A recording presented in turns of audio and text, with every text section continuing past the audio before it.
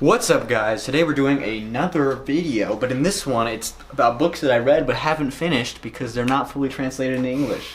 And today we're doing a 3 for 1. And I don't remember which ones we're doing, so let me just go over here and check. So the first one is actually a Korean novel. Wow, you're really... I'm going out there. Yeah. This one has been completed and translated into English. I just didn't finish it because they picked the wrong girl. You know how it is sometimes. This is called A Monster Who Levels Up. It's about a guy who was an orphan. He had many difficulties in life. Life just in general sucked. And then he got, I believe he died or something to that extent. And he got... I've read this before. Yeah. Oh, no, wait. That's another one. But in this one, he got the powers of monsters. So he can transform into an orc. He can transform into a wolf. And he can transform into a goblin. All of those forms upgrade over time and give him more skills, so he becomes like a potion master, like a weaponsmith, with the orc form. And then with the wolf form, he becomes a lycanthrope, which gives him a hatred for vampires, which deals back to his past, how his parents were both killed by vampires. But anyway, that's like the main enemy in that is vampires who want to open a portal to a new world in order to return to the past and try to save their old world. So what you're saying is he's the Dova King, but he has metamorphosis magic. To a certain extent, yeah. You have quite a cast of characters.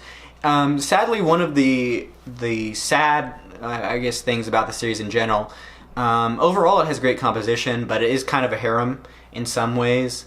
Like, for example, you have one girl who's attracted to his orc form, which, you know, causes her various trouble because they make fun of her. You have one girl who is just attracted to him, but she's like an elf. She's like, hey, don't get me to fall in love with you, otherwise I'll make your life miserable, because elves can never handle love.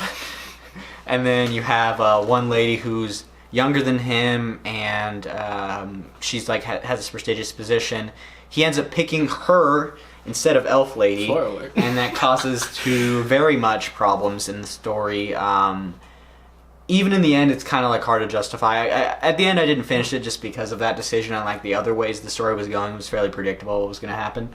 But anyway, if the concept is interesting to you, I think it's something to check out. It wasn't my favorite that I've been reading, but so those negatives might be positives for some if you like there, harem stories, you know, it's pretty good. So then the next one we're going to talk about is Eternal Reverence. So Eternal Reverence is very similar to other stories with reincarnation. In this particular one, you have it based on the Qi magic system, which is kind of something that China is known for in their light novels. Some people are like, that's not magic, that's something that actually that's the spirit. Oh, sorry. I'm sorry. So yeah, you have a cultivator. He has various struggles in his life. He's reincarnated into another world. I think, in this one in particular, I don't know if he's strong in his previous life or not. But, you know, they all flow together. But in this one particularly, he's, you know, being picked on because he was weak in the world. And he's, like, working his way up against his clan, against a series of people. And he's cute in this episode, in this show. So that helps him quite a bit along the ways. In what way? Well, there's a woman who saves his life many times because she's addicted to him. And it is pretty interesting. I haven't finished this one as it hasn't fully been translated. I do like the skills in it, the level up system, and the magic that he has is pretty great. And his overall confidence and demeanor is up there. He's pretty cool because the world kind of constantly betrays him, and he has to like stand up on his own 2 feet and try to fight the world, which is a general theme in Chinese light novels that I found in the 4 or 5 that I've read. So then the next one is Number One Commander. So this is one that I was talking to Josh about. It is kind of a reincarnation, but not really. It starts out like a generic reincarnation novel. You have him on Earth. You know, he's a scientist. He likes to read. And then at the end of the arc, he dies. You know, he's trying to... These humans are trying to fight an alien force that has just started to destroy the universe pretty much. And at the end of that, he dies to, you know, like a generic, one of those generic aliens. I think they're like insectors is their name. And then he wakes up and he's like, hey, what happened? He's like, oh, you're 16-year-old in this world. In order for people to get stronger, we have them basically get the memories of 5 different lives. so that way they can have like get stronger and through the experiences of these 5 lives grow to be stronger to fight these insectors and like learn more about their history. It's like it's reincarnated in the same world. Well, or is it like he wasn't. It was like a fake world that a machine created. So it's like simulation inside another simulation. It is just a simulation, yeah, right. in some ways. And then he's 16 years old. He's facing the world. You have this main life as a scientist, but you also have secondary lives. Some of the realities with the lives are pretty great. And he's not on Earth; he's on another planet and stuff like that. So it is more of a space show, and the title is Number One Commander because he's actually working to command troops. And then there's like a simulator, it's like VR. If VR was really good, and you could like StarCraft style like spawn units in VR and like actually command one-on-one, it's kind of like that. And then playing that game, he gets learn more tactics, become a good commander. You get to find out more about his mysterious life as an elf, in the simulations. And then he has a world competition where he goes against the 4 strong. There's only like 4 nations that are still around because the insectors have taken everything else over. And he gets to go fight against the strongest of those 4 nations to try to prove honor for his country and his solar system. And whoever gets first gets the most resources because there's like a limited amount of resources that these 4 solar systems have or whatever. So it's interesting. Similar, he doesn't have a high prestige, so he kind of has to fight against like rich people or the princes and stuff, as they always want to like hold him back. And his powers are pretty great. The friends they have around him are great, and I just like it. I feel like that's another theme in I think Chinese literature. I don't know if this one is. Rich. I don't know if this is Chinese or Japanese, to be honest. I haven't checked, but specifically because obviously I'm reading in English, not any of those languages. But I really do like this one. The strategy elements in the actual game are like really great. It not only makes it feel more gamey, but it also makes it, I don't know. In some Japanese shows, you have like tournaments where it's one-on-one, with sword or shield or whatever. This one's pretty cool because they get to actually like spawn units and have different strategies. So I really like that aspect of it. And you do have guys who are jerks to him who he wants to kill but can't kill due to their social position or whatever, general themes.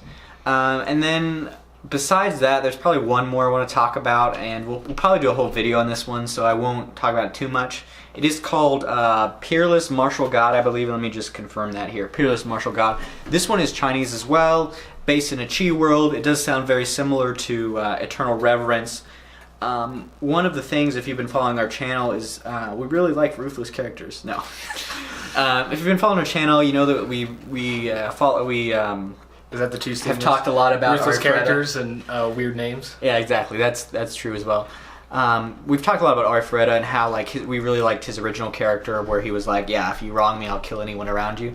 Well, this one's probably the most brutal and similar to that, if not even stronger. You have a guy who is a Peerless Martial God. Now, you have a guy who starts out weak, building, getting stronger. Eventually he has to fight against basically the social and political structure in China, because in this world only the strong, there's no difference between right or wrong. The strong get to decide what is right and what is wrong. So he kind of has to go through that. Yeah, kind of has to go through that world and figure it out. Get stronger. And since he's a righteous person, he gets to kind of work in that world and figure out how that works. So that one is one we'll continue to check out. I'm still only 10% done with it since it's fully translated, which means like hundreds of chapters. Yeah, it is hundreds of chapters. It's like 15 hours reading. But anyway, so yeah, those are just some of the shows I want to talk about. Is there any other things that you were reading or looking at that you're excited about or to put on the channel? Yeah, I won't go into too much because I'm sure we'll do maybe some separate videos or whatnot, because I'd like you to read a few because they're ongoing. But there's one right now that I'm reading that's a comic, and it's only like a 12-issue run, and it's called it's like Extremity, whatever it is for like extremities. Yeah, extremity. Yeah. And so, because I thought it was like extremity, but it was like, no, it's like, your hand or whatever. So it's like, oh, okay, that makes more sense. Because of what happens. But it's set in like this, if you've like seen like Horizon Zero Dawn, it's kind of like that kind of setup where you can tell the world got to a point where it was technologically advanced, but then something happened to where it brought them back into like a dark ages of sorts.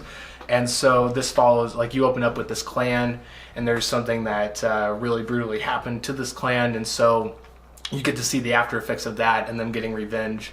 And so it's more of like a quest to get some payback, but I mean, you can tell it has a lot of human aspects where it's more of like, you know, you're trying to make yourself whole, but you're looking in the wrong places to really go about getting that back. And so it tackles a lot of those themes. It is a very brutal, I think, in the first, I think I've read 3 or 4 issues, and it's a 12-issue like miniseries, I guess. And there is several fights in that are pretty gory. Since it's kind of like a sci-fi Dark Ages, they have a lot of hand-to-hand stuff, but they also have like maybe some like, I don't want to say like primitive guns because they're still pretty OP, but they kind of operate like primitive guns, if that makes sense. Yeah, basically.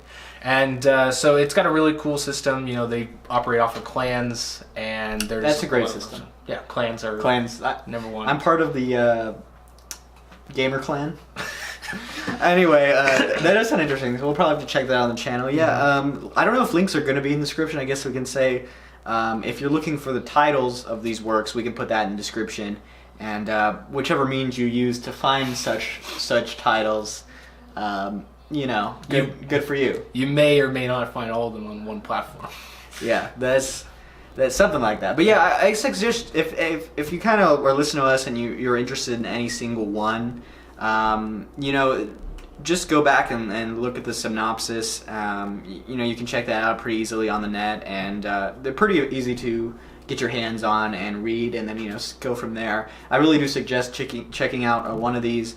Even though not all of them are available fully in English, you do have quite a lot of material there, and I think those are worth reading. Expand your horizons. Don't overload your brain. Don't be like me. But anyway, guys, that has been pretty much it for this episode, talking about various light novels and other medium. This is your Christmas bundle of addiction prescriptions, so Merry Christmas for that. Merry Christmas for you, and to all, don't be too distracted by reading, and talk to your family. Yeah, that might lead to some family disputes if you do that. Exactly. All right, Addicts. Later. Peace.